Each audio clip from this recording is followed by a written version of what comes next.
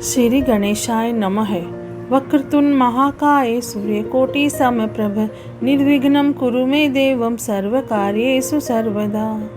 अब हम गणेश जी का नाम लेकर शिव पुराण प्रारंभ करते हैं। ओम नमः शिवाय, ओम नमः शिवाय, ओम नमः शिवाय। भोले बाबा को, शंकर भगवान को कोटि कोटि प्रणाम। शिव पुराण में श्री रुद्र संहिता के चतुर्थ खंड में 14वां अध्याय प्रारंभ करते हैं। शिव गणों का गणेश से विवाद।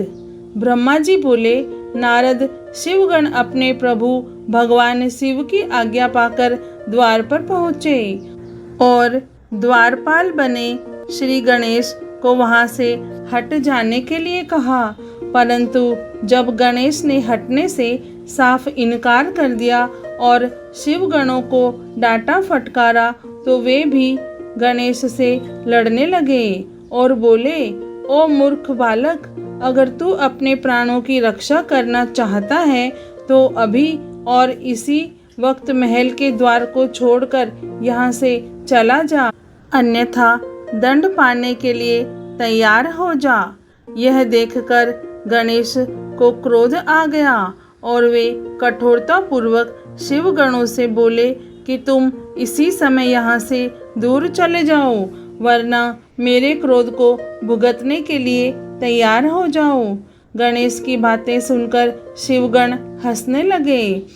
फिर द्वारपाल श्री गणेश को डांटते हुए बोले, मूर्ख, हम भगवान शिव के गण हैं और उनकी आज्ञा से ही तुम्हें यहाँ से हटने के लिए कह रहे हैं। अब तक तुम्हें बालक समझकर हम छोड़ रहे थे, परंतु तुम तो बहुत ही हठी बालक हो, जो मानने को बिल्कुल भी तैयार नहीं हो। अभी भी कहते हैं कि शीघ्र ही यहाँ से हट जाओ, अन्यथा मार दिए जाओगे।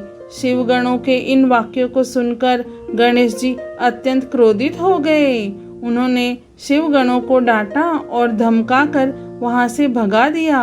उनके इस प्रकार डांटने से शिवगण भयभीत होकर वहां से भागकर भगवान शिव के पास वापस आ गए। वहां जाकर उन शिवगणों ने अपने स्वामी भगवान शिव को जाकर सारी बातें बता दी। यह सुनकर भगवान शिव ने क्रोधित होकर श्री गणेश को द्वार से हटाने का आदेश अपने गणों को दिया। शिवगण पुनः द्वार पर पहुँचे और गणेश को हटने के लिए कहने लगे, परंतु गणेश ने वहां से हटने से साफ इनकार कर दिया।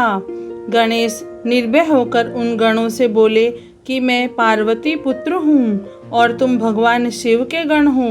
हम दोनों ही अपनी अपनी जगह अपने अपने कर्तव्य का पालन कर रहे हैं। तुम शिव जी की आज्ञा मानकर मुझे द्वार से हटाना चाहते हो, परंतु मैं अपनी माता की आज्ञा मानते हुए उनकी बिना आज्ञा प्राप्त किए किसी को भी इस द्वार से प्रवेश करने की आज्ञा नहीं दे सकता। अतः मुझसे बार बार द्वार से हटने के लिए ना कहो और जाकर अपने आराध्य स्वामी को इसकी सूचना दे दो। तब शिवगण भगवान शिव के पास गए और उन्हें सब बातों से अवगत करा दिया। भगवान शिव तो महान लीलाधारी है, उनकी बातों को समझ पाना अत्यंत कठिन है। यह सुनकर उन्होंने अपने गणों से कहा कि वह छोटा सा बालक अकेला तुम्हें डरा रहा है और तुम इतनी संख्या में होकर भी उससे डर रहे हो।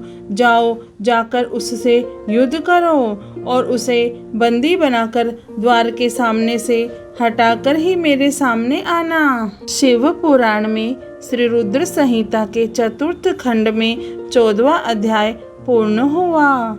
ओम नमः शिवाय, ओम नमः शिवाय, ओम नमः शिवाय।